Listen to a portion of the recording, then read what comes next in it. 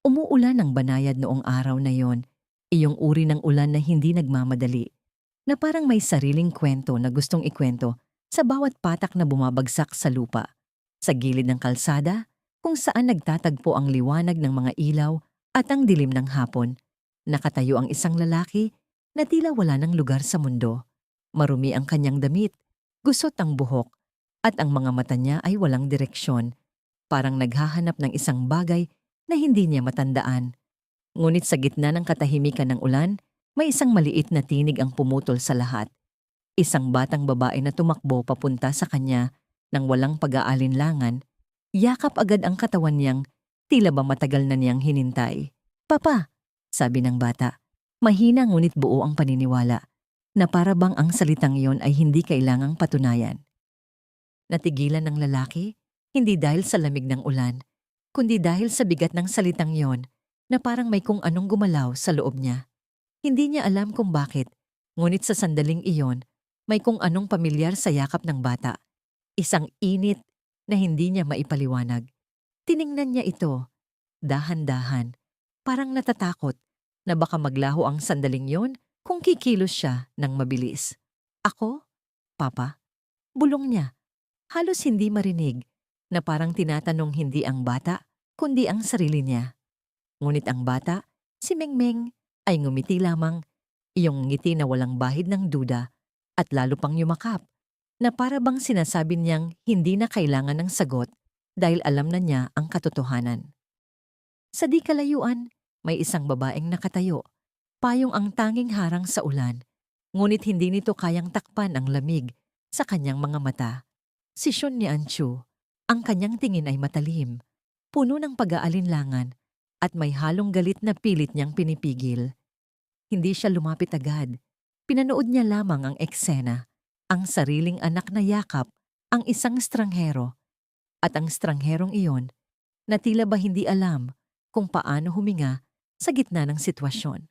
"Mengmeng," tawag niya, hindi malakas, ngunit sapat para marinig, at sa isang iglap, nagbago ang himig ng paligid. Ang bata ay lumingon, ngunit hindi binitiwan ng lalaki. "Mama, nahanap ko na si Papa," sabi nito. Simple lang, parang nagsasabi ng isang bagay na matagal nang nawawala at ngayon ay muling natagpuan. Napapikit si Shun Yanchu sandali, na parang sinusubukang pigilan ang sarili na hindi sumabog sa inis. "Huwag kang mag-imbento ng kwento." Malamig niyang sagot habang lumalapit, ang bawat hakbang ay parang may kasamang bigat. Pagharap niya sa lalaki, mas malinaw niyang nakita ang mukha nito, at sa kabila ng dumi at pagod, may kung anong kakaiba. Hindi pagkakakilala, kundi isang pakiramdam na hindi niya gustong pangalanan. "Ano ang pangalan mo?" tanong niya. Diretso, walang paligoy-ligoy, ngunit ang lalaki ay natahimik. Ang mga mata ay naghanap ng sagot na wala roon. "Hindi ko alam," sagot niya sa wakas, mahina, halos nahihiya, na parang ang kawalan ng sariling pangalan ay isang kasalanan. Isang maikling katahimikan ang bumalot sa kanilang tatlo, at sa pagitan ng patak ng ulan, tila mas naririnig ang mga hindi nasasabi. "Kita mo na," sabi ni Shun Nianchu, bahagyang tumawa ngunit walang saya. Hindi niya nga alam kung sino siya, paano siya magiging ama mo. Ngunit si Mengmeng ay umiling, mariin, parang isang matandang may paninindigan. "Siya to, Mama. Kahit anong itsura niya, kilala ko siya." Ang simpleng paniniwala ng bata ay tila mas matibay pa kaysa sa lahat ng ebidensya sa mundo, at iyon ang lalong nakapagpabagabag kay Shun Yanchu.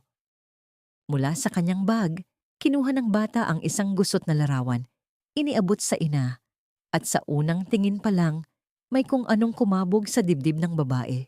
Isang larawan ng isang lalaki. Malinis, maayos, malayo sa itsura ng lalaking nasa harap niya ngayon. Ngunit ang mga mata ay pareho. Ito ang sabi ng detective, bulong ng bata, na parang isang lihim na matagal nang itinago. Ngunit agad itong itinulak palayo ni Shun Yanchu, parang ayaw niyang hawakan ang posibilidad na yon. "Niloko ka lang," mariin niyang sabi, ngunit ang kanyang boses ay hindi na kasing tatag ng kanina. Samantala, ang lalaki ay nanatiling tahimik. Pinagmamasdan silang dalawa na parang nanonood ng isang eksenang hindi niya dapat kasama. Ngunit sa bawat salitang papa na naririnig niya, may kung anong unti-unting nabubuo sa loob niya, hindi alaala, kundi pakiramdam. Isang pakiramdam na kahit wala siyang mapanghawakan, hindi niya kayang itanggi. At sa gitna ng ulan, habang ang mundo ay tila nagpapatuloy na parang walang nangyayari, ang tatlong taong iyon ay nakatayo sa isang sandaling hindi nila alam kung simula ba ito o pagbabalik. Dadalhin natin siya sa bahay, biglang sabi ni Mengmeng. Parang wala nang dapat pag-usapan pa. At sa pagkakataong yon, kahit si Shun Nianchu ay natahimik, hindi dahil sumang-ayon siya, kundi dahil sa unang pagkakataon, hindi siya sigurado kung ano ang dapat niyang tanggihan. Ang ulan ay patuloy na bumagsak, mas tahimik na ngayon, parang nakikinig sa desisyong unti-unting nabubuo. At ang lalaki, na wala pang pangalan, ay napatingin sa langit sandali, hinayaan ang ulan na dumampi sa mukha niya na parang umaasa na sa bawat patak, may babalik kahit isang piraso lang ng kung sino siya. Sa sandaling iyon, walang nakakaalam na ang simpleng pagkikita na yon sa ilalim ng ulan ay hindi lamang isang aksidente. Isa itong simula ng isang kwento na matagal nang nakatago at ngayon ay unti-unting nagigising. Kasama ang mga alaala, mga kasinungalingan, at isang pag-ibig na kahit nakalimutan, hindi kailanman nawala. Kinabukasan, tila mas mabigat ang hangin sa loob ng bahay ni Shun Nianchu, na parang ang ulan kahapon ay hindi lamang nag-iwan ng basa sa lupa, kundi pati na rin, sa pagitan ng tatlong taong ngayon, ay pilit na nagsasama sa iisang espasyo. Ang lalaking walang pangalan, na pilit na tinatawag ni Mengmeng na Daddy, at ng iba bilang Aheng, ay nakaupo sa gilid ng sofa, tahimik, tuwid ang likod na parang natatakot siyang makasira ng kahit ano. Ang kanyang mga kamay ay nakapatong sa tuhod, hindi gumagalaw, ngunit ang kanyang mga mata ay palihim na sinusundan ang bawat galaw ni Mengmeng, na masiglang umiikot sa sala. Tila ba ang presensya ng lalaki ay isang matagal nang nawawalang piraso ng kanyang mundo na ngayon ay bumalik na sa tamang lugar. Si Shun Yancho naman ay nakatayo sa kabilang dulo ng silid, may hawak na tasa ng kape na matagal nang lumamig, ngunit hindi pa rin niya iniinom. Ang kanyang tingin ay paulit-ulit na bumabalik kay Aheng, hindi dahil gusto niyang titigan ito, kundi dahil hindi niya maiwasan. May kung anong mali sa eksenang ito, isang lalaking hindi niya kilala, isang anak na napakabilis magtiwala, at isang pakiramdam sa dibdib niya na hindi niya kayang ipaliwanag. Tapusin na natin to. Sa wakas ay sabi niya. Bahagyang paos ang boses na parang buong gabi siyang hindi nakatulog. Magpapa-DNA test tayo para matapos na ang kalokohang ito. Ang tono niya ay matigas, ngunit sa ilalim nito ay may bahid ng kaba na para bang natatakot siya hindi sa kasinungalingan, kundi sa posibilidad na totoo ang lahat. Hindi tumutol si Aheng. Sa katunayan, tumango lang siya agad, halos walang pag-iisip, na parang sanay siyang sumunod sa anumang sabihin sa kanya. Kung iyon ang gusto mo, mahinahon niyang sagot, at sa simpleng paraan ng pagsasalita niya, may kakaibang kababaang loob na hindi bagay sa isang taong dapat sana'y walang pakialam. Sandaling natahimik si Shun Yanchu, tila nabigla sa kawalan ng pagtutol, ngunit agad din niyang inalis ang tingin. Parang ayaw niyang maapektuhan ng kahit anong emosyon mula sa lalaking iyon. Si Mengmeng naman ay ngumiti, masaya, na parang ang test na iyon ay hindi isang pagsusuri, kundi isang kumpirmasyon lamang ng isang bagay na matagal na niyang alam. Ang ospital ay malamig, puti, at walang emosyon. Eksaktong kabaligtaran ng kaguluhan sa loob ng puso ni Shun Nianchu. Habang kinukuha ang sample, hindi siya makatingin ng diretso kay Aheng. Sa halip, pinanood niya ang refleksyon nito sa salamin, ang paraan ng pag-upo nito, ang katahimikan na parang may tinatagong bagyo sa loob. Hindi ka ba natatakot? Bigla niyang tanong. Hindi niya alam kung bakit niya yun sinabi, ngunit lumabas na lang sa kanya. Sandaling napaisip si Aheng bago sumagot ng dahan-dahan. Hindi ko alam kung ano ang dapat kong katakutan dahil wala akong maalala. At sa simpleng sagot na yon, parang may kung anong tumama kay Shunyanchu. Hindi awa, kundi isang kakaibang lungkot na hindi niya gustong maramdaman. Lumipas ang ilang oras na tila mas mahaba kaysa sa karaniwan at nang sa wakas ay dumating ang resulta, ang mundo ay tila tumigil sandali. Ang doktor ay nagsalita ng diretso, walang drama, walang paghahanda, match ang DNA. Siya ang biological father ng bata. Isang simpleng pangungusap, ngunit parang isang malakas na hampas na tumama sa lahat ng naroon. Si Mengmeng ay napatalon sa tuwa, yumakap kay Aheng ng mahigpit, habang ang lalaki ay tila hindi pa rin lubos na nauunawaan ang ibig sabihin nito, ngunit dahan-dahan niyang ibinalik ang yakap na parang natututo kung paano maging ama sa mismong sandaling iyon. Si Shunyanchu ay hindi agad nakagalaw. Nakatingin lang siya sa papel. Paulit-ulit na binabasa ang parehong resulta na parang umaasang magbabago ito kung titigan niya ng sapat na tagal. Imposible, bulong niya. Halos hindi marinig, ngunit sapat para maramdaman ang bigat ng pagtanggi. Sa isip niya, mabilis na tumatakbo ang mga tanong. Kailan? Paano? Bakit hindi niya maalala? Ngunit walang sagot ang lumilitaw. Ang tanging malinaw ay ang katotohanang nasa harap niya. Ang lalaking ito, ang lalaking walang pangalan, ay may koneksyon sa kanya na hindi niya kayang tanggihan. Sa pag-uwi nila, ang kotse ay tahimik, ngunit hindi ito ang komportableng katahimikan ng mga taong magkasama, kundi ang mabigat na katahimikan ng mga taong hindi alam kung paano magsimula. Si Mengmeng ay nakatulog sa likod, nakayakap pa rin sa braso ni Aheng, na parang natatakot na mawala ito kapag binitawan niya. Si Aheng naman ay nakatingin sa labas ng bintana, pinagmamasdan ang mga ilaw na dumadaan, na parang bawat isa ay maaring magdala ng isang alaala na matagal nang nawawala. Paminsan-minsan, napapatingin siya kay Shunyanchu, ngunit agad ding ibinabawi ang tingin, na parang hindi niya alam kung may karapatan ba siyang gawin iyon. Pagdating sa bahay, si Shunyanchu ay huminto sa pintuan, hindi agad pumasok.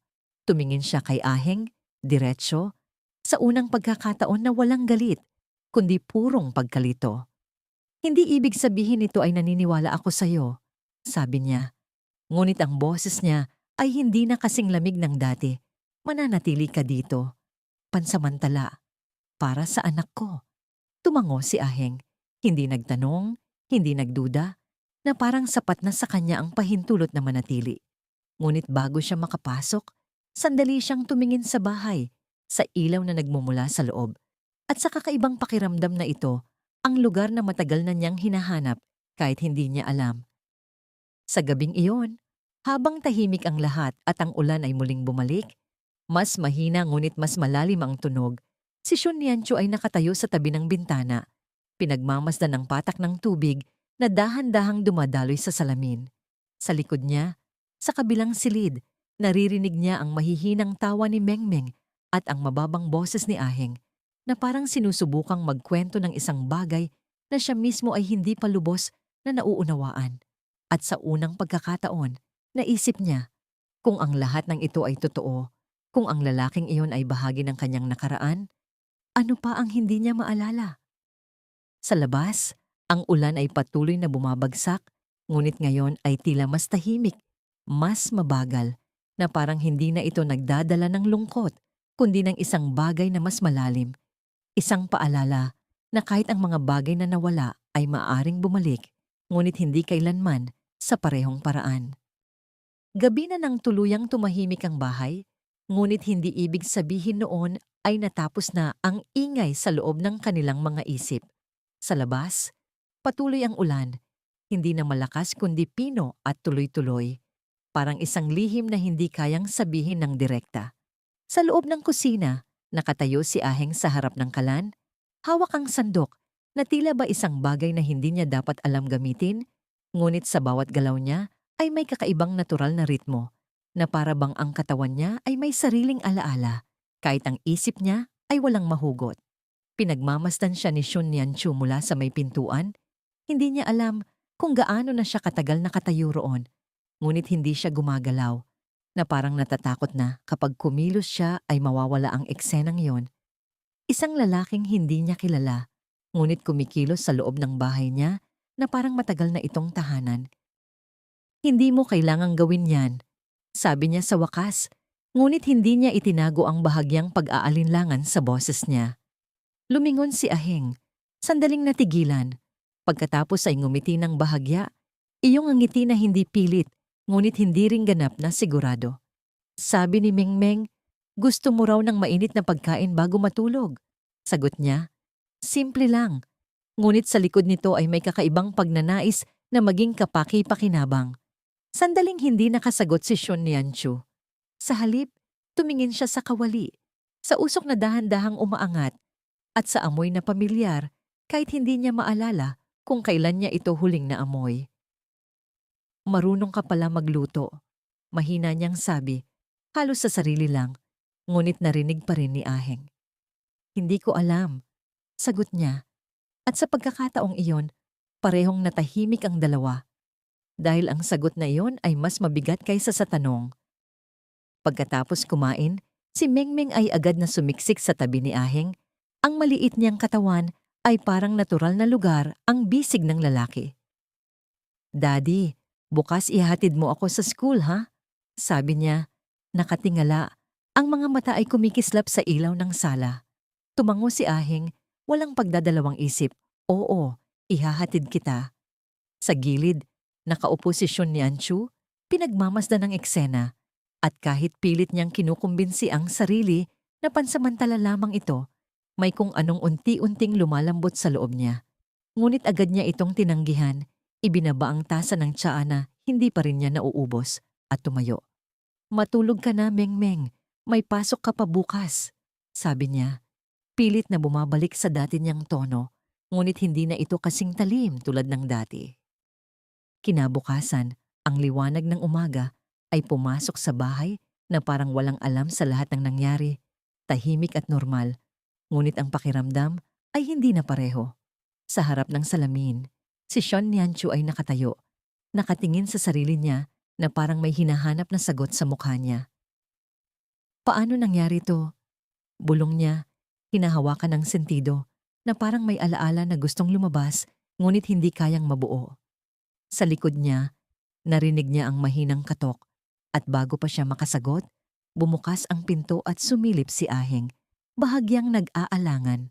Handa na si Mengmeng, sabi niya.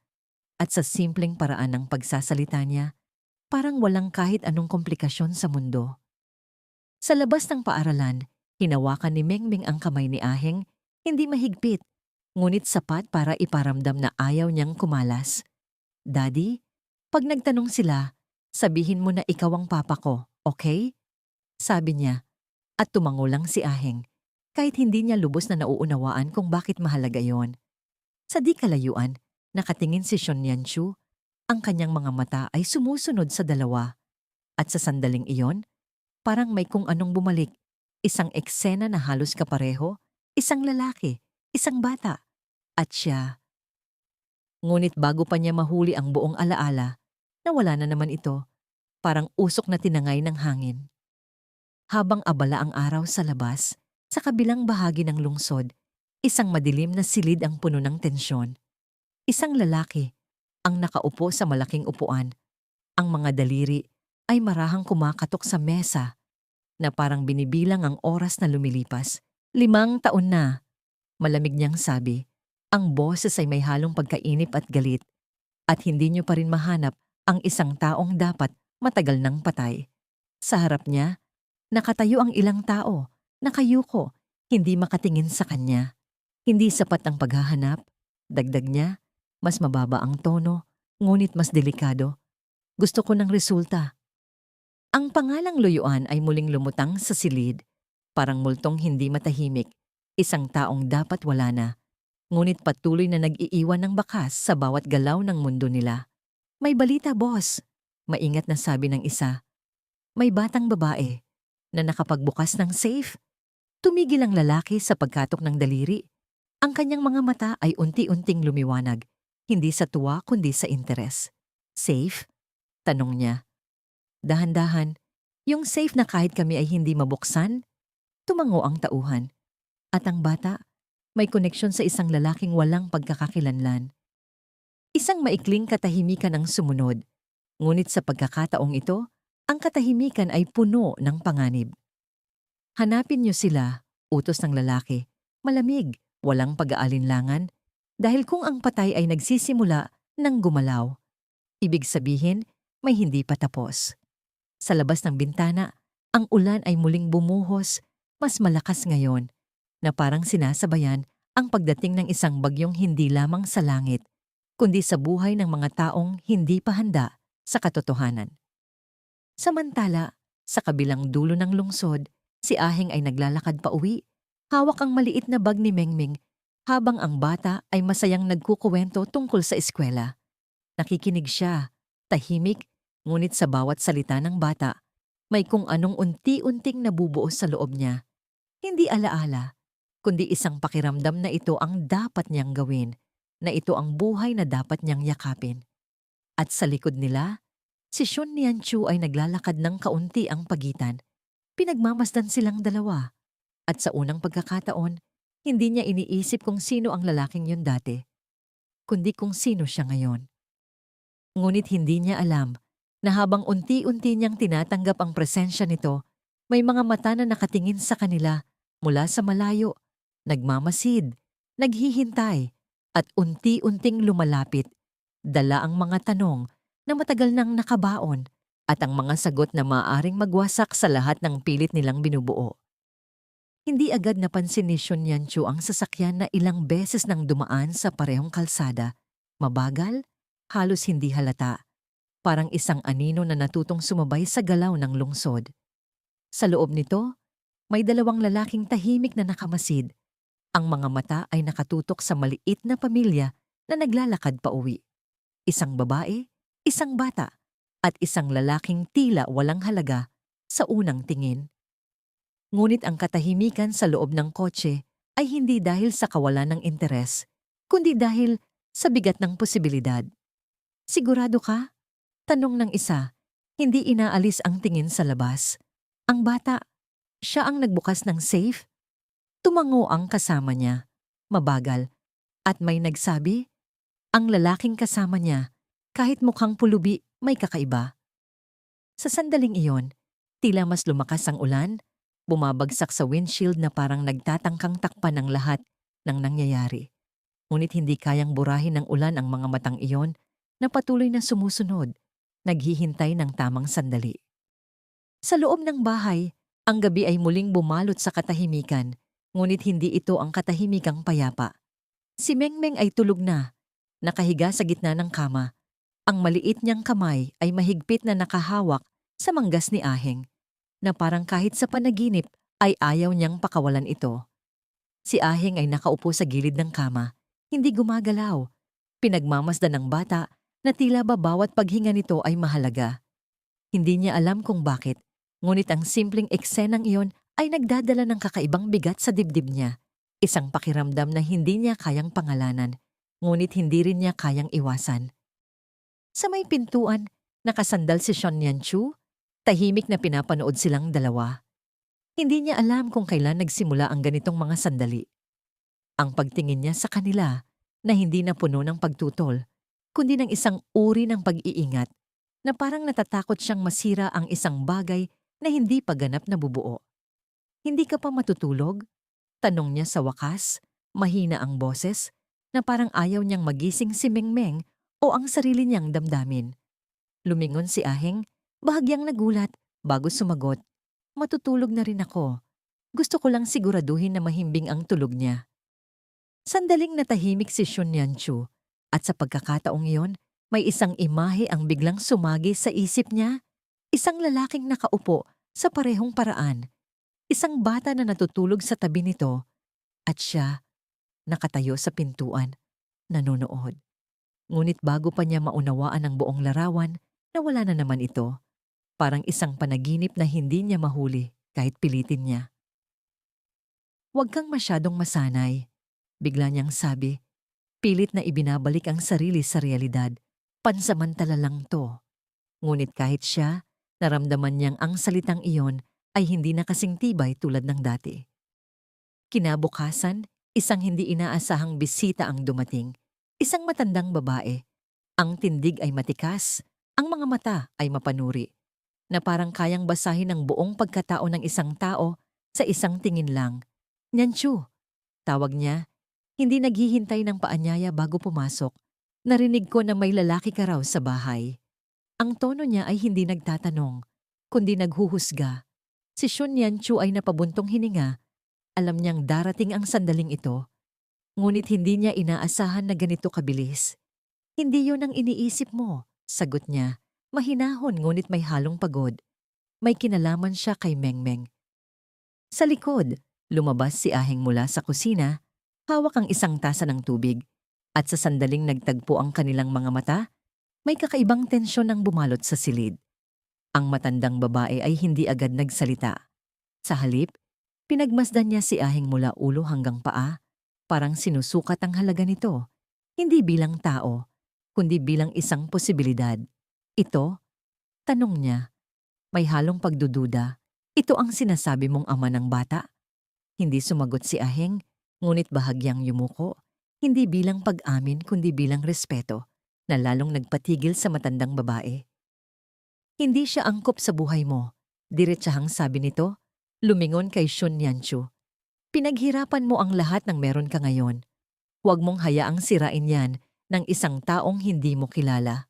Ang mga salitang yon ay parang matalim na kutsilyo, hindi bago, ngunit mas masakit sa pagkakataong ito dahil may bahagi sa kanya na hindi na lubos na sumasang-ayon. Hindi ko siya pinili, sagot ni Shun Yanchu.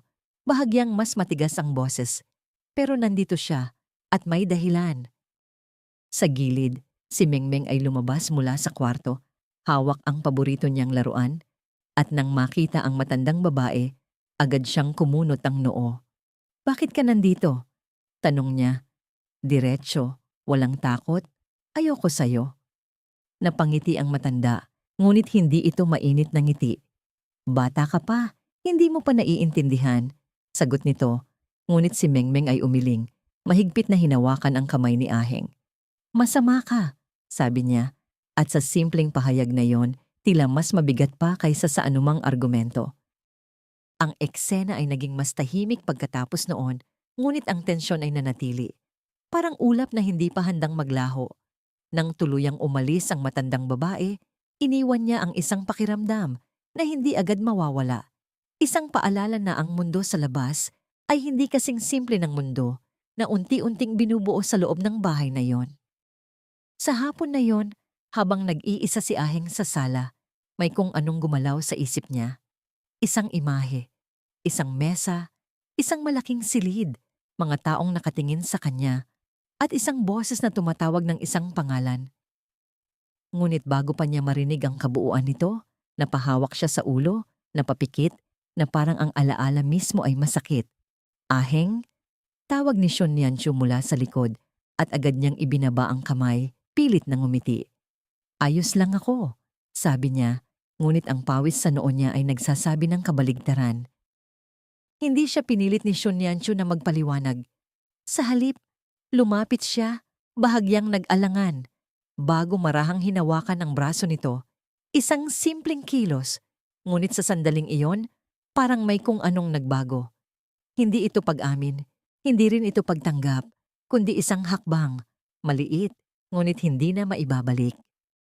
Sa labas, ang ulan ay tumigil sandali, at sa katahimikan na iniwan nito, mas malinaw marinig ang mga hakbang ng paparating na bagyo. Hindi sa langit, kundi sa buhay nilang tatlo, na unti-unti nang hinihila pabalik sa isang nakaraan na matagal nang sinubukang kalimutan. Hindi pa tuluyang sumisikat ang araw nang magising si Mengmeng, ngunit sa halip na tahimik na manatili sa kama tulad ng dati, agad siyang bumangon na parang may mahalagang misyon na kailangang tapusin. Sa labas ng bintana, ang ulan ay tila humupa na, ngunit ang hangin ay may dalang kakaibang lamig. Parang may paparating na hindi pa nakikita. Tahimik siyang naglakad palabas ng kwarto. Hindi ginising si Shun Yanchu at dumiretso sa sala kung saan nakita niya si Aheng na nakaupo na. Tila matagal nang gising, nakatitig sa sarili niyang mga kamay na parang sinusubukang alalahanin kung paano gamitin ang mga ito sa isang buhay na hindi niya maalala. Daddy, mahina ngunit masiglang tawag ni Mengmeng at agad namang nagbago ang ekspresyon ng lalaki mula sa malalim na pag-iisip tungo sa isang banayad na ngiti na tila kusang lumilitaw kapag naririnig niya ang boses ng bata. Bakit ang aga mong gising? Tanong niya, bahagyang naguguluhan ngunit hindi na nagtataka. Lumapit si Mengmeng, hinawakan ang kamay niya at umiling ng bahagya. May pupuntahan tayo, sabi niya, at sa paraan ng pagsasalita niya, parang hindi ito isang imbitasyon kundi isang desisyon na matagal nang napag-isipan. Hindi nagtanong si Aheng kung saan sila pupunta. Tumango lang siya, tulad ng nakasanayan, at hinayaan ang sarili na sumunod sa bata na tila may alam sa mga bagay na hindi niya maintindihan. Sa paglabas nila ng bahay, ang lungsod ay tila hindi pa ganap na gising. Ang mga ilaw ay patay na, ngunit ang ingay ay hindi pa nagsisimula. Ang katahimikan na iyon ay may kakaibang pakiramdam, parang isang pahinga bago ang susunod na eksena. Sa kabilang banda ng lungsod, sa loob ng isang gusaling puno ng salamin at bakal, ang mga tao ay abala na. Ang mga mukha ay seryoso, at ang bawat galaw ay may kasamang presyon. Sa gitna nito, isang malaking kahon na bakal ang nakalagay sa isang mesa. Isang safe na sa loob ng 5 taon ay hindi nabuksan kahit ng pinakamahuhusay na eksperto. Isa pang linggo, malamig na sabi ng lalaking nakatayo sa unahan, ang boses ay puno ng babala. Kung hindi pa rin ito mabubuksan, wala nang silbi ang lahat ng ginastos ko sa inyo. Walang sumagot, ngunit ang takot ay malinaw sa hangin, mabigat, halos mahawakan. At doon, sa gitna ng tensyon na yon, pumasok si Mengmeng, hawak ang kamay ni Aheng, na tila ba ang dalawang mundo, ang payapang umaga at ang magulong realidad, ay biglang nagtagpo sa iisang sandali. Daddy, nandito na tayo, sabi niya. At sa pagkakataong iyon, ang lahat ng mata ay napunta sa kanila. May ilan na natawa, may ilan na nagulat, ngunit wala ni isa ang naniwala na ang batang iyon ay may kinalaman sa bagay na hindi nila kayang gawin. Anong ginagawa ng bata dito? Tanong ng isa, may halong inis at pagkalito. Ngunit si Mengmeng ay hindi natinag. Sa halip, tiningnan niya ang safe, diretso, parang matagal na niya itong kilala. Ito yon, sabi niya, mahina ngunit malinaw, at sa sandaling iyon, kahit ang mga taong nagdududa ay hindi maiwasang tumahimik. Lumuhod si Aheng sa tabi niya, bahagyang nag-aalangan. Sigurado ka? Tanong niya, hindi dahil sa pagdududa sa bata, kundi dahil hindi niya maintindihan kung bakit siya mismo ay may pakiramdam na pamilyar ang bagay na iyon. Tumango si Mengmeng at sa kamarahang bumulong, sabihin mo sa akin ang sinabi mo dati. Natigilan si Aheng. Dati? Ulit niya, ngunit bago pa siya makapag-isip, may mga salitang kusang lumabas sa kanya. Parang hindi niya pinili, kundi kusa itong bumalik mula sa kung saan. Bawas 2, bawas 3. Bulong niya, dahan-dahan, at habang binibigkas niya ang bawat numero, ang kanyang mga mata ay unti-unting nagiging seryoso, malalim, na parang may ibang tao na unti-unting lumalabas mula sa loob niya. Ang mga taong nakapaligid ay natahimik, ang iba ay nagkatinginan, ngunit walang nagsalita. Si Mengmeng ay ngumiti at saka lumapit sa safe. Ang maliliit niyang daliri ay nagsimulang mag-type ng code, isa-isa, walang pag-aalinlangan. Sa bawat pindot, parang tumitigil ang oras. Ang mga tunog ng makina ay tila mas malakas kaysa sa dapat, at ang tibok ng puso ng bawat tao sa silid ay parang sumasabay sa ritmo ng mga numero. Imposible! Bulong ng isa, ngunit wala nang may lakas ng loob na pigilan ng bata. At nang sa wakas, ay pindutin niya ang huling numero. Isang maikling katahimikan ang bumalot sa lahat, bago marinig ang tunog ng pag-click. Bumukas ang safe. Parang may sumabog sa loob ng silid, hindi ingay kundi emosyon, gulat, hindi paniniwala at takot. Paano niya nagawa yon? Tanong ng isa, ngunit walang sumagot dahil ang sagot ay tila mas nakakatakot kaysa sa tanong. Si Mengmeng ay lumingon kay Aheng, ngumiti, at simpleng sinabi, "Sabi ko naman sa'yo, Daddy." Ngunit si Aheng ay hindi makagalaw. Nakatingin lang siya sa safe, sa loob nito, at sa pakiramdam na may kung anong bumabalik. Hindi pa buo, ngunit sapat para maramdaman niya na ang buhay na ito na pinapasok niya ay hindi lamang isang aksidente. Sa gitna ng kaguluhan, may isang pares ng mata ang mas tahimik kaysa sa lahat. Ang lalaki, sa unahan, ang may-ari ng lugar, na ngayon ay nakatingin kay Aheng na parang sa unang pagkakataon ay nakakita siya ng multo. "Ikaw!" Bulong niya, halos hindi marinig, ngunit sapat para magdala ng lamig sa hangin. Imposibleng. Ngunit ang salitang iyon ay hindi niya natapos. Dahil sa sandaling iyon, ang ideya na ang isang taong dapat matagal nang patay ay maaring nakatayo sa harap niya ay masyadong mabigat para tanggapin. Habang unti-unting nagsisimula ang ingay sa paligid, mga tanong, sigawan at utos, si Aheng ay nanatiling nakatayo, tahimik. Ngunit sa loob niya, may kung anong gumagalaw, mas malakas kaysa dati. Isang pangalan na hindi pa niya mabigkas, isang nakaraan na pilit bumabalik, at isang katotohanan na hindi na niya kayang iwasan. Sa labas, muling nagsimulang umulan, mas malakas ngayon, na parang sinasabayan ang pagbukas ng isang lihim na matagal nang nakasara. At sa unang pagkakataon, ang ulan ay hindi na lamang background. Ito ay naging saksi sa pagbabalik ng isang kwento na hindi kailanman tunay na natapos. Pagkalabas nila sa gusali, tila mas mabigat ang ulan kaysa kanina. Hindi lamang sa lakas nito, kundi sa pakiramdam na may kung anong nagbago na hindi na maaring ibalik sa dati. Si Mengmeng ay masayang naglalakad sa tabi ni Aheng. Parang walang nangyaring kakaiba, habang ang mga patak ng ulan ay tumatama sa payong na hawak niya na tila hindi sapat para takpan ng lahat. Ngunit si Aheng ay tahimik, mas tahimik kaysa dati. Ang mga mata ay hindi na kasing inosente. May kung anong lalim na unti-unting lumilitaw, parang isang pinto na bahagyang nabuksan mula sa loob. "Daddy, ang galing mo kanina," masiglang sabi ni Mengmeng, hinila ang manggas niya. "Parang alam mo talaga kung paano buksan yon." Hindi agad sumagot si Aheng. Sa halip, tumingin siya sa sariling kamay na parang doon niya hinahanap ang sagot. "Hindi ko alam kung bakit, pero parang pamilyar." Sa wakas ay sabi niya, mabagal, na parang bawat salita ay hinuhugot mula sa isang lugar na hindi niya maabot.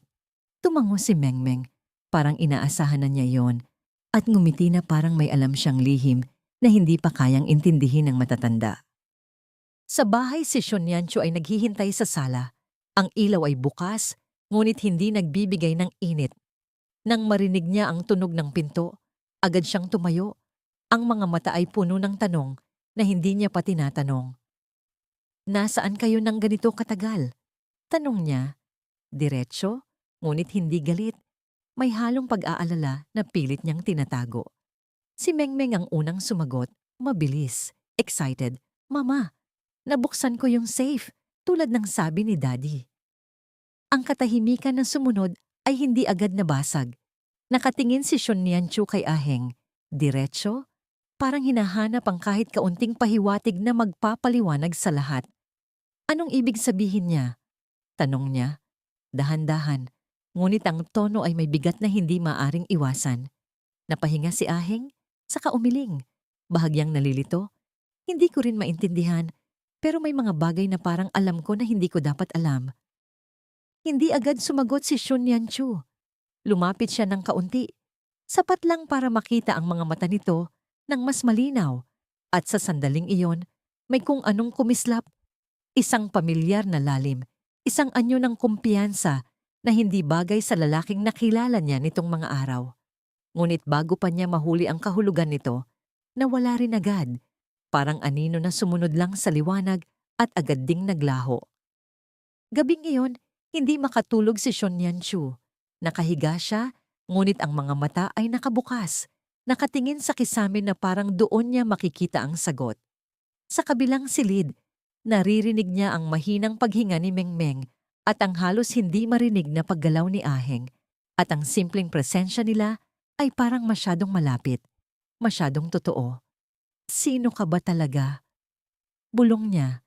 Hindi niya alam kung para sa lalaki iyon o para sa sarili niya. Sa kabilang banda ng lungsod, ang lalaking nakakita sa pagbukas ng safe ay nakatayo sa harap ng malaking bintana, pinagmamasdan ng ulan na bumabagsak sa salamin. Ang kanyang kamay ay nakapulupot ng mahigpit, ang mga mata ay puno ng galit na pilit niyang kinokontrol. Hindi pwedeng siya yun, mababa niyang sabi, na parang sinusubukang kumbinsihin ang sarili, patay na siya. Ngunit ang imahe ni Aheng, ang paraan ng pagtayo, ang tingin sa safe, ay paulit-ulit na bumabalik sa isip niya. Imbestigahan niyo ang lalaking yon. Utos niya sa wakas, hindi na nagdadalawang isip. Kahit anong kailangan niyong gawin, alamin niyo kung sino siya. Tumango ang mga tauhan, ngunit sa kanilang mga mata ay may bakas ng kaba. Dahil alam nilang kung tama ang hinala ng kanilang boss, hindi ito simpleng investigasyon, kundi pagbubukas ng isang bagay na mas mabuting nanatiling sarado. Kinabukasan, tila bumalik sa normal ang lahat, o yun ang pilit na ipinapakita. Si Aheng ay nasa kusina muli, naghahanda ng almusal na parang wala lang ang nangyari kahapon. Si Mengmeng ay masaya, nagkukuwento tungkol sa eskwela, habang si Shun Yanchu ay nakaupo sa mesa, tahimik, pinagmamasdan ng dalawa na parang sinusubukang kabisaduhin ang bawat detalye. Masarap, sabi niya bigla. Matapos tikman ng pagkain, at kahit simpleng salita lang yon, napatingin si Aheng, bahagyang nagulat, bago ngumiti. Buti naman, sagot niya, at sa sandaling iyon, may kakaibang init na dumaan sa pagitan nila. Isang bagay na hindi nila pinangalanan, ngunit parehong naramdaman. Ngunit ang katahimikan na yon ay hindi nagtagal. Sa pintuan, may kumatok. Hindi malakas, ngunit sapat para putulin ng sandali. Nang buksan ito ni Shun Yanchu, isang pamilyar na mukha ang bumungad, isang lalaking may maayos na pananamit, ang tindig ay propesyonal, ngunit ang mga mata ay may dalang seryosong layunin. Miss Shu, sabi niya, magalang ngunit diretso. May ilang katanungan lang kami tungkol sa isang insidente kahapon. Sa likod niya, napatingin si Aheng, at sa sandaling iyon, may kung anong kumilos sa loob niya. Hindi takot, kundi instinct. Parang may bahagi sa kanya na alam na ang pagdating ng mga taong ito ay hindi aksidente. Si Mengmeng ay napahawak sa kamay niya, tahimik, at kahit hindi niya sinasabi, malinaw ang pakiramdam na may paparating na pagbabago. Sa labas, muling nagsimulang bumuhos ang ulan, mas malakas, mas mabigat, na parang bawat patak ay may dalang babala. At sa loob ng bahay na yon, na dati ay tahimik at simple, ang hangin ay unti-unting nagbabago. Mula sa pag-aalinlangan, tungo sa isang bagay na mas mapanganib, mas totoo, at hindi na kayang iwasan. Hindi agad pumasok ang lalaki sa pintuan, ngunit ang presensya niya ay sapat na para baguhin ang temperatura ng buong bahay, na parang may malamig na hangin na sumingit kahit sarado ang mga bintana. Pwede ba kaming makausap sandali? Dagdag niya. Magalang pa rin, ngunit may diin na hindi maaring tanggihan. Si Shun Yanchu ay tumango, bahagyang umatras, upang bigyan siya ng daan. Ngunit ang mga mata niya ay nanatiling maingat, sinusukat ang bawat kilos, bawat detalye. Sa likod niya, si Aheng ay tumayo, hindi agresibo, ngunit hindi rin umatras. Ang tindig ay tahimik na protektado, isang instinct na hindi niya alam kung saan nanggaling. Umupo ang bisita sa sala. Inilapag ang isang manipis na folder sa mesa at sa simpleng tunog ng papel na sumayad sa kahoy, parang may mabigat na bagay na bumagsak sa pagitan nila. May kinalaman ito sa nangyari kahapon, sabi niya. Binuksan ang folder at inilabas ang ilang larawan, ang gusali, ang safe, at sa isa sa mga ito, malinaw ang imahe ni Mengmeng sa harap ng keypad, habang si Aheng ay nasa likod niya. Ang batang ito ang nagbukas ng safe, dagdag niya, at ang paraan ng pagsasalita niya ay hindi nagtatanong kundi nagkukumpirma. Tahimik si Shun Yanchu, ngunit ang kamay niya ay bahagyang kumuyom sa gilid ng sofa. Oo, sagot niya sa wakas, diretso. At ano ang problema doon? Hindi siya umatras. Kahit ramdam niyang ang simpleng sagot na yon ay maaaring magbukas ng mas malaking usapan. Napatingin ang lalaki kay Aheng, matagal, na parang sinusubukang basahin ang isang librong walang pamagat. Ang safe na yon, dahan-dahan niyang sabi, ay pagmamay-ari ng isang tao na 5 taon nang nawawala at wala nang ibang nakakaalam ng password maliban sa kanya. Isang maikling katahimikan ang bumalot sa silid, ngunit hindi ito walang laman. Punong-puno ito ng mga bagay na hindi pa sinasabi. Si Mengmeng ay tahimik na lumapit kay Aheng, hinawakan ang kamay niya, at sa simpleng galaw na yon, parang may pader na itinayo sa pagitan nila at ng mundo sa labas. Sabi ni Daddy, mahina niyang sabi, hindi bilang depensa kundi bilang katotohanan, at kahit ang bisita ay bahagyang natigilan sa kumpiyansa ng bata. Daddy? Ulit ng lalaki, bahagyang tumaas ang kilay, bago muling tumingin kay Aheng, mas matalim na ngayon ang tingin. Ano ang pangalan mo? Tanong niya, diretsyo. Saglit na natahimik si Aheng, tulad ng dati, ngunit sa pagkakataong ito, may kung anong nagbago. Aheng, sagot niya, ngunit hindi ito kasing siguradong tulad ng dati. Parang alam niyang hindi iyon ang buong katotohanan. Aheng lang? Tanong ng bisita. Bahagyang mangumiti, ngunit ang ngiti ay walang init. Mukhang kulang. Hindi agad sumagot si Aheng. Sa halip, may isang imahe ang biglang sumagi sa isip niya. Isang mahabang mesa, mga taong nakaupo sa magkabilang gilid, at isang boses na tumatawag ng pangalan. Isang pangalan na halos marinig na niya. Napapikit siya sandali, napahawak sa sentido, at sa sandaling iyon, napansin ni Shun Yanchu ang pagbabago. Tama na, mabilis niyang sabi. Tumayo. Ang boses ay mas matigas kaysa sa inaasahan. Kung wala na kayong ibang tanong, pwede na kayong umalis. Hindi agad tumayo ang bisita. Sa halip, isinara niya ang folder, marahan, na parang wala siyang minamadali. Hindi pa kami tapos, sabi niya. Ngunit hindi na niya ipinilit. Tumayo siya sa wakas, tumingin muli kay Aheng, at bago siya tuluyang umalis, iniwan niya ang isang pangungusap na tila mas mabigat kaysa sa lahat ng sinabi niya kanina. Kung may maalala ka, kahit kaunti, mas mabuting sabihin mo sa amin bago pa may ibang makarinig. Pagkasara ng pinto, ang katahimikan ay bumalik, ngunit hindi na ito ang parehong katahimikan. Si Mengmeng ay kumapit pa rin kay Aheng, habang si Shun Yanchu ay nakatayo sa gitna ng sala, nakatingin sa pintuan na parang may iniwan doon na hindi niya nakikita. Ano ang tinatago mo? Tanong niya sa wakas. Hindi galit, hindi rin mahina, kundi puno ng isang emosyon na hindi niya kayang pangalanan.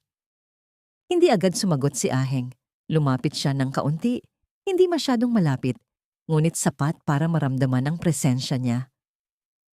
Hindi ko alam, sabi niya. At sa pagkakataong yon, ang boses niya ay hindi na lamang nalilito. May halong pagod, na parang pagod na siyang hindi malaman kung sino siya. Pero may pakiramdam ako na may hinahanap ako at parang malapit na. Napatingin si Shun Yanchu sa kanya, diretso, at sa unang pagkakataon, hindi niya sinubukang iwasan ang nararamdaman niya. At kapag nahanap mo na? Tanong niya. Mahina, halos isang bulong. Saglit na natahimik si Aheng bago sumagot. Hindi ko alam, pero sana hindi kayo mawawala. Ang simpleng sagot na yon ay parang tumama sa isang bahagi ng puso ni Shun Yanchu na matagal na niyang tinatago. Hindi siya sumagot. Sa halip, ibinaba niya ang tingin, at sa sandaling iyon, may isang bagay na malinaw. Kahit hindi pa niya tanggap, hindi na niya kayang itanggi na ang lalaking ito ay unti-unti nang nagiging bahagi ng mundo niya. Ngunit sa labas ng bahay, ang mundo ay hindi tumitigil. Sa loob ng kotse na nakaparada sa di kalayuan, ang parehong dalawang lalaki ay nakatingin pa rin sa bahay. Ang mga mata ay mas seryoso kaysa dati. Hindi siya ordinaryo. Sabi ng isa, mahina. Tumango ang kasama niya, hindi na nagdududa. Kung siya nga iyon, hindi niya tinapos ang pangungusap, ngunit pareho nilang alam kung ano ang ibig sabihin. Sa loob ng bahay, si Mengmeng ay napangiti, walang alam sa bigat ng lahat ng nangyayari, at hinila si Aheng papunta sa kusina. Daddy, magluto tayo ulit. At sa simpleng imbitasyon na yon, bumalik ang kaunting init sa hangin. Kahit sandali lang. Ngunit sa likod nito, may isang katotohanan na unti-unting lumalapit, na ang mundong ito, na pilit nilang ginagawang normal, ay malapit ng masira ng mga lihim na matagal nang naghihintay na mabunyag. Sa labas, muling bumuhos ang ulan, mas malakas, na parang binubura ang mga bakas sa lupa. Ngunit hindi kayang burahin ang mga hakbang na ginawa na nila patungo sa isang katotohanan na hindi na nila maiiwasan. Hindi agad humupa ang ulan kinagabihan, bagkus lalo pa itong lumalim, parang may sariling bigat na hindi kayang bitawan ng langit. Sa loob ng bahay, ang ilaw ay nakabukas pa rin, ngunit ang init nito ay tila hindi umaabot sa mga taong naroon. Si Shun Nianchu ay nakaupo sa gilid ng kama, hawak ang isang lumang kahon na matagal na niyang hindi binubuksan. Ang mga daliri niya ay dahan-dahang sumusunod sa gilid nito na parang natatakot siyang malaman ang laman. Sa kabilang dulo, si Aheng ay nakatayo malapit sa bintana, nakatingin sa ulan, at sa bawat patak na dumadampi sa salamin, parang may mga alaala na gustong bumalik, ngunit hindi pa handang magpakita. May gusto akong itanong. Sa wakas ay sabi ni Shun Nianchu, hindi tumitingin sa kanya, na parang mas madaling magsalita kapag hindi sila magkaharap. Hindi agad sumagot si Aheng, ngunit bahagyang lumingon, sapat para ipakita na nakikinig siya. Noong sinabi mong may pakiramdam ka na may hinahanap ka, ano iyon? Dagdag niya, mas mahina na ngayon ang boses, halos isang bulong na maaaring tangayin ng ulan kung hindi ito masyadong mabigat. Saglit na natahimik si Aheng, hindi dahil wala siyang sagot, kundi dahil ang sagot ay hindi pa buo. Parang, may iniwan ako. Dahan-dahan niyang sabi, pinipili ang bawat salita na parang mga piraso ng salamin. Hindi bagay, hindi tao, kundi isang bagay na mahalaga. At may mga taong gustong makuha iyon. Sa sandaling iyon, napahinto ang galaw ng kamay ni Shun Nianchu. Hindi niya alam kung bakit. Ngunit ang mga salitang iyon ay parang may tinamaan sa loob niya.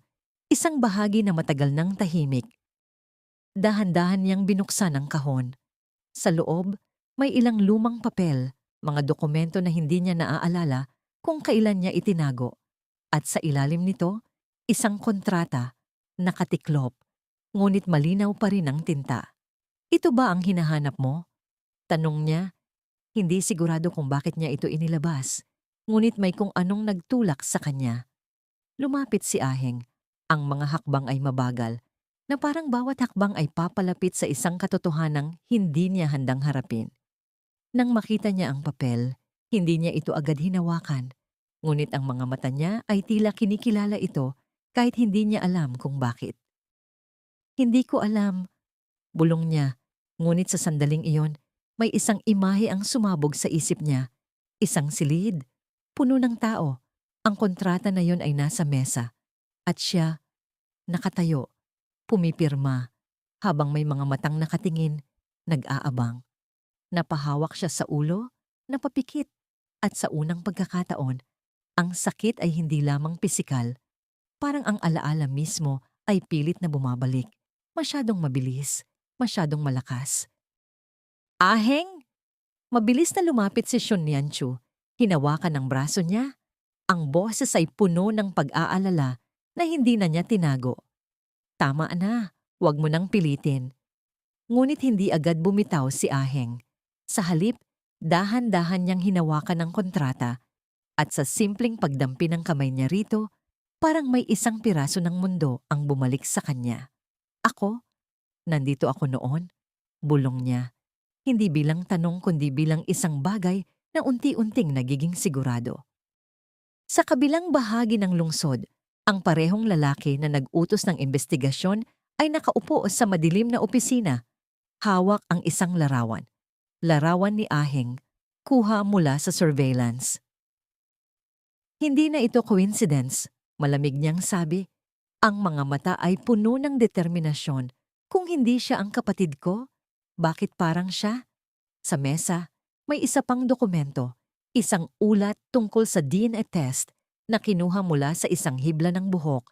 Hindi pa ito bukas, ngunit ang presensya nito ay sapat na para magdala ng tensyon.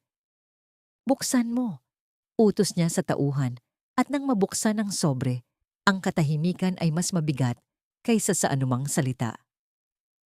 Negative, sabi ng tauhan, maingat, walang match. Sandaling natahimik ang lalaki, ngunit sa halip na magpakalma, lalo siyang napangiti. Hindi dahil sa tuwa, kundi dahil sa mas lumalim ang misteryo. Hindi sapat ang DNA, bulong niya. May mga bagay na hindi nasusukat ng dugo. Sa bahay, ang ulan ay tila mas lumakas, na parang sinasabayan ng pagkalito sa loob ng dalawang taong unti-unting hinahabol ng nakaraan. Si Shun Nianchu ay nakaupo sa tabi ni Aheng, na ngayon ay tahimik na. Ang ulo ay bahagyang nakayuko. Ang paghinga ay mabigat, ngunit unti-unting bumabalik sa normal. Hindi mo kailangang maalala lahat, mahina niyang sabi. Hindi bilang utos, kundi bilang pakiusap. Minsan, sapat na kung ano ang meron ngayon. Dahan-dahang tumingin si Aheng sa kanya, at sa sandaling iyon, may kung anong nagbago sa mga mata niya. Hindi pa ganap, ngunit mas malinaw, mas buhay. Pero paano kung ang nakaraan ko ay makakasira sa meron tayo ngayon? Tanong niya, at ang tanong na yon ay hindi lamang para sa kanya, kundi para sa kanilang dalawa. Hindi agad sumagot si Shun Yanchu. Sa halip, hinawakan niya ang kamay nito. Mahigpit ngunit hindi masakit. At sa simpleng kilos na yon, parang may sagot na hindi na kailangang sabihin.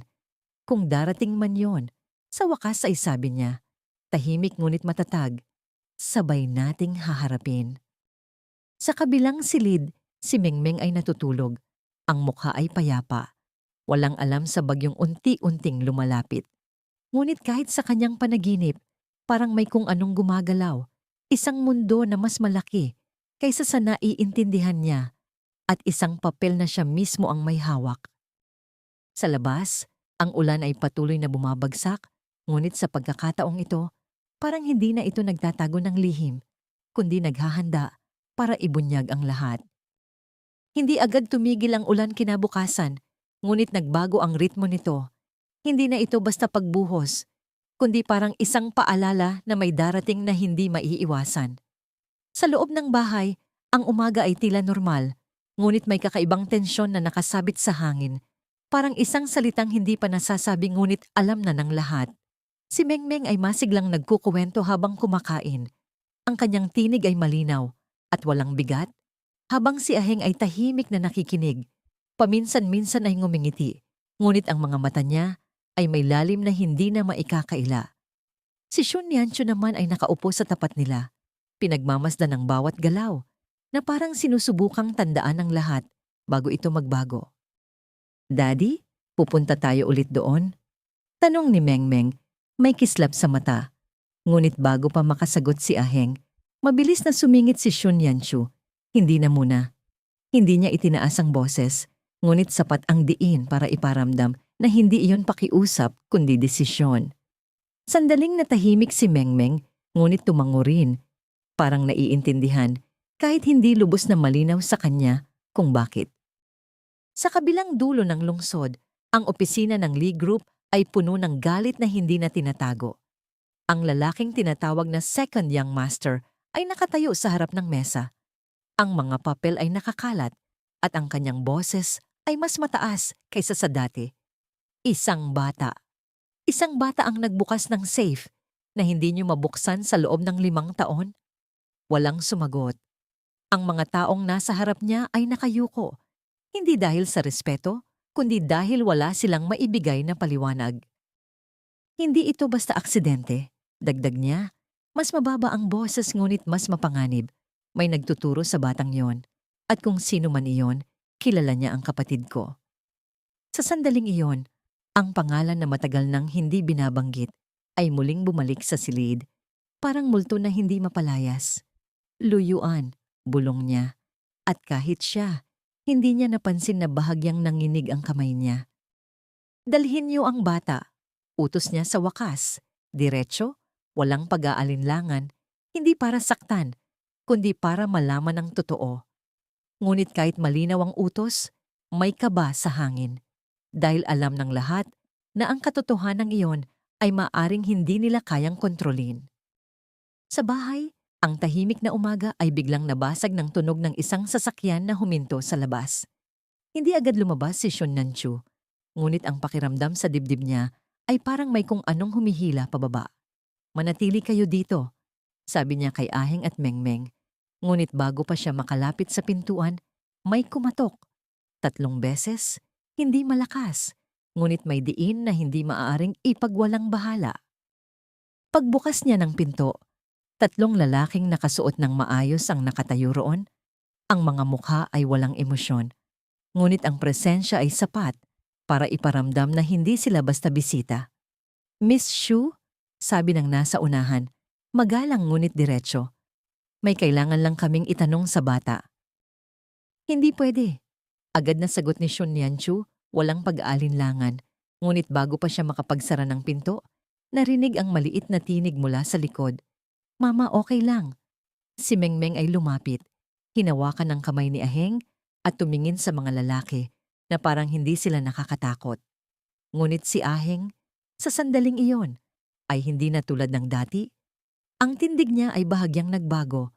Ang mga mata ay mas matalim at ang katahimikan niya ay hindi na inosente. Anong gusto niyo? Tanong niya. At kahit hindi siya sumigaw, may bigat sa boses niya na nagpahinto sa mga lalaki. Saglit silang nagkatinginan bago sumagot ang isa. May ilang bagay lang kaming gustong linawin tungkol sa nangyari kahapon. Hindi agad gumalaw si Aheng. Sa halip, tumingin siya kay Mengmeng pagkatapos kay Shun Yanchu at sa sandaling yon, parang may desisyon na nabuo. Hindi malinaw, ngunit sapat para kumilos siya. Sasama ako, sabi niya. At bago pa makapagsalita si Shun Yanchu, nagpatuloy siya. Pero hindi siya. Hindi pwede, mariing sabi ni Shun Yanchu, ngunit ang mga mata niya ay puno ng takot na hindi niya naitago. Hindi mo sila kilala. Saglit na natahimik si Aheng bago siya lumapit, dahan-dahan, at sa unang pagkakataon, hinawakan niya ang kamay ni Shun Yanchu nang hindi nag-aalangan. Hindi ko rin kilala ang sarili ko, mahina niyang sabi, pero may pakiramdam ako na kailangan kong gawin to. Ang simpleng sagot na yon ay parang tumama sa kanya ng mas malalim kaysa sa anumang argumento.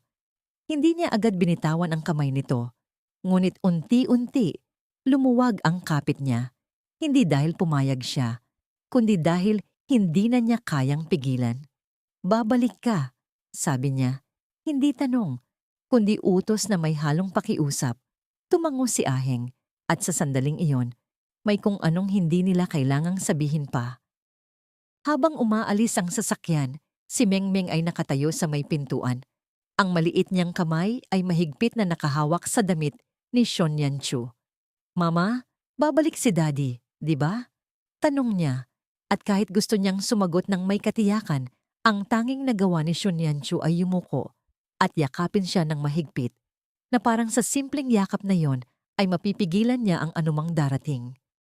Sa loob ng sasakyan, si Aheng ay nakaupo sa gitna, tahimik, ngunit ang mga mata niya ay nakatingin sa labas, sa ulan na patuloy na bumabagsak. Sa bawat patak, may kung anong mas lumilinaw, hindi pa alaala, ngunit isang direksyon. At sa malayo, ang gusali ng Lee Group ay unti-unting lumalapit, parang isang destinasyon na matagal na niyang tinatakasan kahit hindi niya alam. Sa sandaling iyon, ang kwento ay hindi na lamang tungkol sa paghahanap ng katotohanan, kundi tungkol sa kung anong mangyayari kapag ang katotohanan iyon ay tuluyang bumalik. Ang mga oras sa sasakyan ay tila humihirap sa bawat minuto. Ang paglipas ng oras ay nagiging mas mabigat kaysa sa inaasahan. Si Aheng ay nakaupo sa likod, nakatutok sa daan, ngunit ang mga mata niya ay may dalang kabigatan na hindi maipaliwanag. Bawat kanto ng kalsada Bawat kislap ng ilaw mula sa mga streetlight ay nagdadala sa kanya sa mga alaala, mga piraso ng nakaraan na hindi pa niya kayang buuin. Si Shun Lianchu, sa kanyang tabi, ay tahimik. Hindi nila kailangan ng maraming salita sa mga sandaling iyon. Ang mga tanong sa kanyang isipan ay tulad ng ulan sa labas. Dahan-dahan, ngunit patuloy na bumabagsak, pinipilit i-clear ang lahat ng hindi maliwanag. Sa gitna ng tahimik na paglalakbay, ang sasakyan ay dumaan sa isang pook na hindi pamilyar kay Aheng. Isang malawak na kalsada, ang mga tanawin ay mas magaan, parang walang anuman na maghahadlang sa kanilang daraanan. Ngunit ang hindi niya alam ay ito na pala ang patungo sa isang destinasyon na babago sa lahat ng mga kasagutan, ang Lee Group Headquarters. Sa bawat kilometro na lumilipas, may isang piraso ng misteryo na unti-unting lumalapit at siya ay nagiging mas sigurado na ang paghahanap niya ng sarili ay hindi magtatapos sa simpleng kasagutan. Pagdating nila sa harap ng Lee Group, si Shun Lianchu ay tumingin kay Aheng at sa simpleng tingin na yon, parang nagkaroon ng mga di mabilang na pangako. Hindi ko alam kung anong mangyayari dito, sabi ni Shun Lianchu. Ang boses ay mahina, ngunit may lakas na pinipilit niyang itago. Tumango si Aheng, hindi naghahanap ng paliwanag kundi ang pag-unawa. Pupunta tayo doon para sa kanila, sabi niya, na parang hindi lamang para sa kanya at kay Mengmeng, kundi para sa lahat ng mga tanong na matagal nang itinago. Bago pa sila makapasok, humarap siya kay Shun Lianchu at sa unang pagkakataon, nakita niyang may mga mata si Aheng na puno ng tadhana, hindi na takot, kundi isang uri ng tapang na matagal nang nawawala sa kanya. Ano man ang mangyari, magiging buo tayo, sinabi ni Aheng, hindi tanong, kundi pahayag na ang bawat hakbang ay may dahilan at ang bawat hakbang ay gagawin nila ng magkasama. Ang pinto ng Lee Group ay binuksan at si Shun Lianchu ay sumunod kay Aheng nang walang pagtutol. Ang lobby ay malamig, ang mga ilaw ay kumikinang sa salamin at bakal, at sa paligid nila ay ang mga tao na abala sa kanilang mga gawain. Tila hindi sila napapansin. Ngunit sa ilalim ng lahat ng ito, may isang uri ng pakiramdam na hindi nila maiwasan. Parang may mas malaking bagay na nagaganap sa lahat ng mga detalye na ito. Pagdating nila sa isang silid sa likod, isang lalaki ang sumalubong sa kanila. Isang matandang pamilyar na mukha, ngunit ang mga mata nito ay puno ng mga tanong at galit. Ang tagal mong nawala, simula ng lalaki. Ang tinig ay puno ng hindi maligayang sorpresa. Wala nang kwenta ang pagbabalik mo, Luyuan. Si Aheng ay hindi kumibo. Tumingin lamang siya sa lalaki. Hindi natatakot, ngunit may isang uri ng tahimik na pagsisisi sa mga mata niya, na parang matagal na niyang alam ang lahat ng ito, ngunit hindi na kayang balikan. Hindi ako si Luyuan, sagot niya. Malumanay, ngunit may kasamang matinding tapang. Ako si Aheng. Ang pangalan ko ay Aheng. Ang lalaki ay hindi agad sumagot, ngunit ang tensyon sa hangin ay mabigat. Ano ang ibig mong sabihin? Tanong ng matanda. Ang mga mata ay sumisiyasat, ngunit si Aheng ay hindi lumuhod sa mga tanong na yon. Ang nakaraan ko ay nakatali sa mga kasinungalingan, sabi niya. Ang boses ay nagsasalita ng kabuuang katotohanan na matagal nang pinipilit iwasan. Hindi ko alam kung ano ang nangyari, ngunit ang alam ko, wala akong balak na manatili dito. Habang ang mga salitang iyon ay bumangon sa hangin, si Shun Lianchu ay nakatayo sa likod ni Aheng. Ang puso ay mabilis, ngunit sa simpleng kilos ng pagiging kasama niya, parang napawi ang lahat ng kaba. Ang bawat hakbang ni Aheng ay tumutugma sa nararamdaman niyang hindi pa niya kayang ipaliwanag. Ang pagnanais na bumalik sa sarili. Ngunit hindi na para magpatawad o magtago, kundi upang ipaglaban ang buhay na nais niyang buuin. Ang lalaki ay napatayo. Ang mga kamay ay nagkikiskisan, ngunit walang binanggit. Sa halip, tiningnan niya ang dalawa ng matagal, parang sinusukat ang mga galaw at ang kabuuang pagkatao ni Aheng. Ngunit sa huli, lumapit siya, pinipilit magpatawa. Walang makakaligtas sa mga kasalanan ng nakaraan, sinabi ng lalaki. Ngunit sa mga mata niya ay may kalungkutan na parang kilala na niya ang lahat ng ito at alam niyang may katapusan na darating. Sa bawat galaw, ang malupit na pagkatalo ng nakaraan ay patuloy na sumisilip at sa huli, nakatingin siya sa pinto, ang mga mata ay naghahanap ng isang bagong daan. Ang silid na yon, puno ng kasaysayan at lihim, ay nagiging parang isang pook ng pagbabago. Sa bawat hakbang na ginagawa nila, parang ang mundo ay nagiging mas makulay, mas malawak, mas puno ng pag-asa. Ngunit hindi pa ito ang dulo. Hindi pa tapos ang kanilang paglalakbay at ang pinakamahalaga ay hindi ang nakaraan, kundi ang susunod na hakbang. Babalik kami. Si Aheng, sinabi iyon ng malinaw at hindi lang para sa sarili niya, kundi para kay Shun Yanchu, para kay Mengmeng, at para sa mga tanong na matagal nang hindi nasasagot. Habang tumalikod sila mula sa matandang lalaki, naramdaman ni Aheng na parang may nagbago sa loob ng kanya, isang bagay na hindi na kayang itago, hindi na kayang pigilan. Ang tahimik na paglabas nila mula sa Lee Group ay naging tanda ng isang simula. Hindi lamang para sa kanya, kundi para sa kanilang lahat. Ang mga tanong na matagal nang ipinagpaliban ay nagsimulang magbukas, ngunit hindi na para maging sagabal, kundi upang magsanhi ng pagbabago na matagal nang hinahanap. Si Shun Yanchu ay tahimik na sumunod sa kanya, at habang naglalakad sila sa malamlam na kalsada, ang mga ilaw ng lungsod ay nagsilbing mga gabay.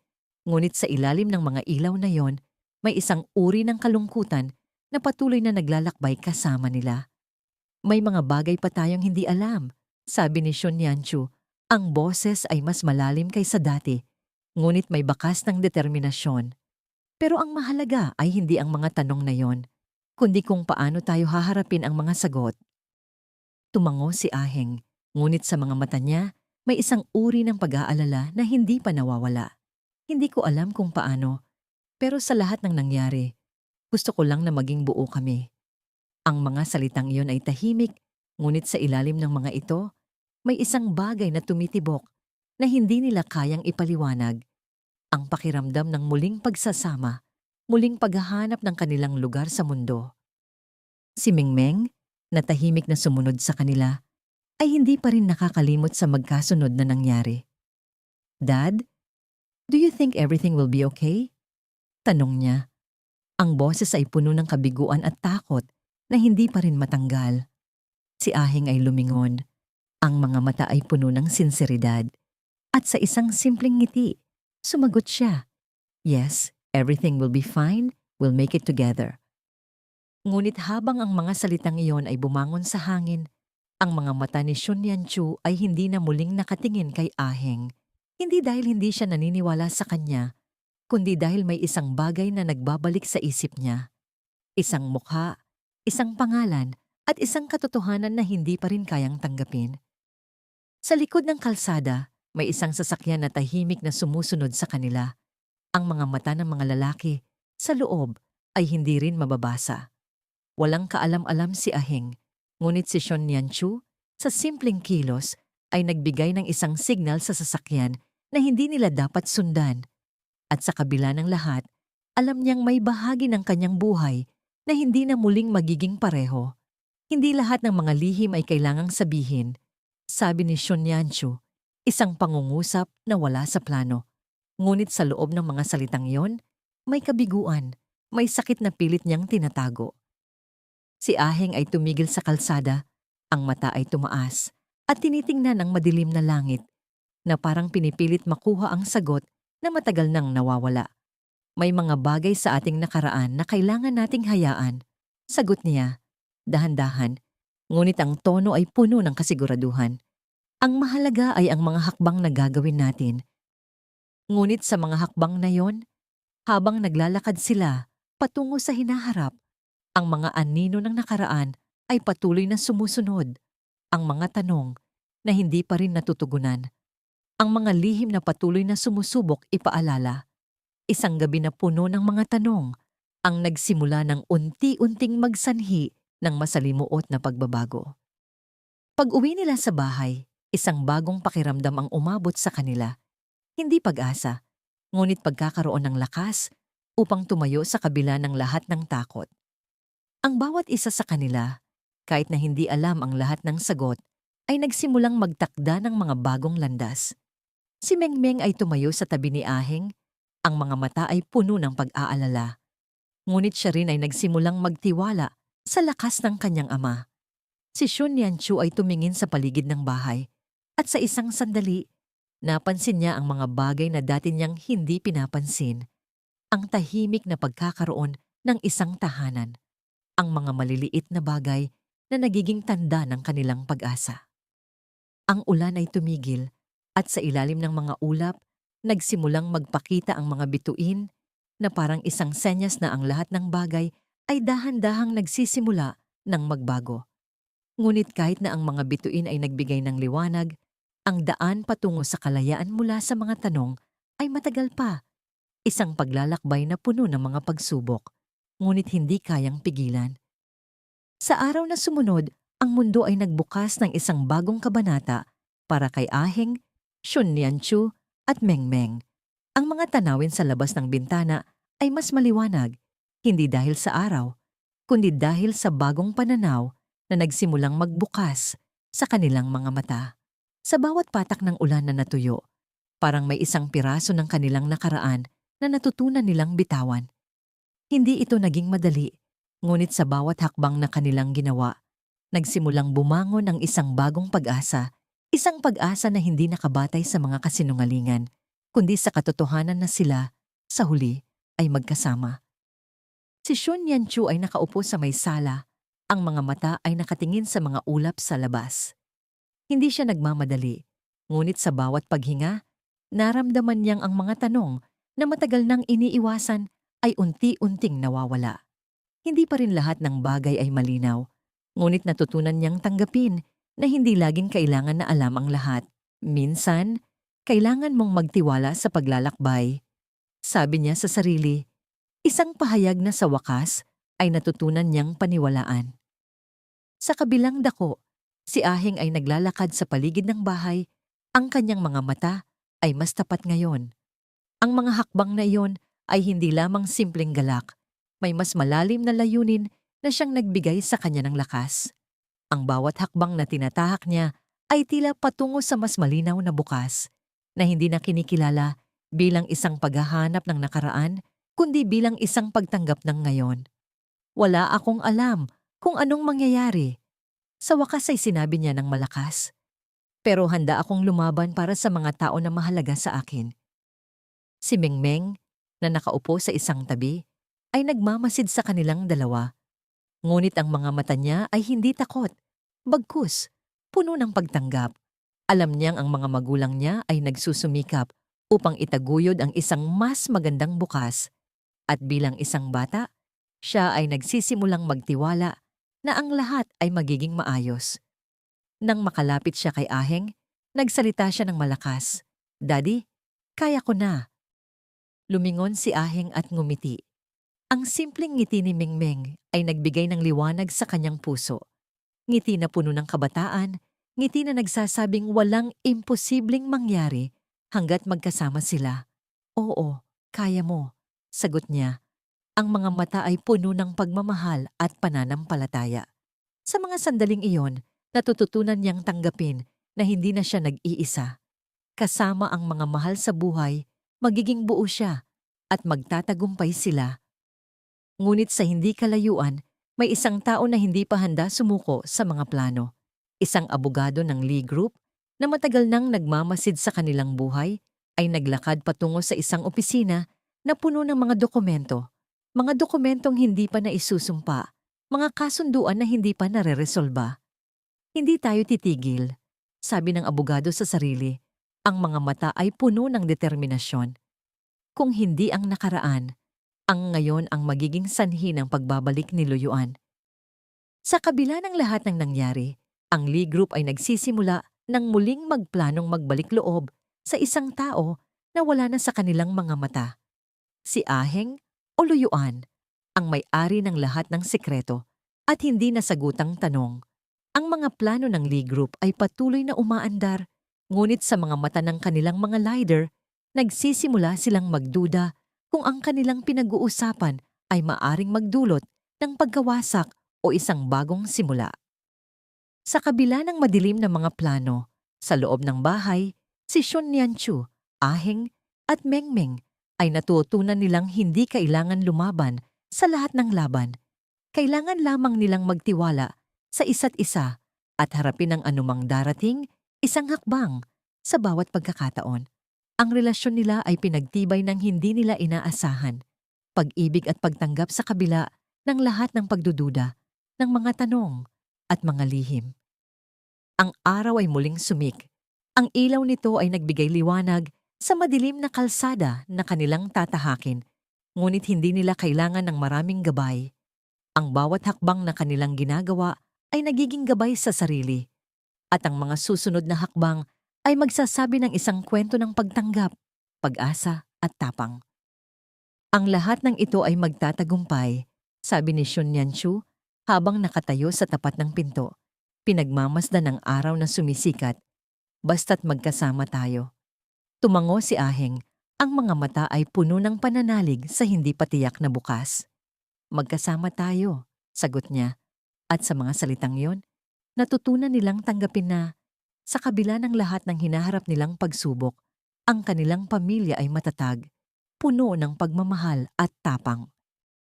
At habang ang kwento nila ay patuloy na magsusulat ng bagong kabanata, may mga bagyong darating, may mga lihim na magbubukas, at mga tanong na mananatiling hindi nasasagot.